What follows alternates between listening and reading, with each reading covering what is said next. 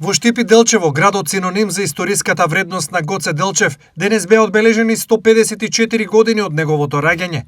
На традиционалното место пред училиштето, а сега ректорат на УГД Штип, каде што Делчев некогаш бил учител, пригодни зборови за големиот датум имаше од Костадин Гемиџиев, наставник од истоименото основно училиште во Штип, а рецитал изведоа ученици од гимназијата Славчо Стојмински. Ослободувањето на Македонија се крие во внатрешното востание.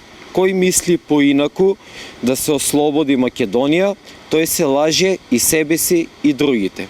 Гоце Делчев ја има испишано златната страница на македонската историја. Во градот Делчево, кој од 1950 година го носи неговото име и кој е синоним за трајната историско-револуционерна вредност на Гоце Делчев, пригоден говор одржа градоначалникот Иван Гоцески. Честувајќи го денот на неговото раѓање, Делчево денеска со посебен пиетет се поклонува пред спомен обележието на нашиот патрон.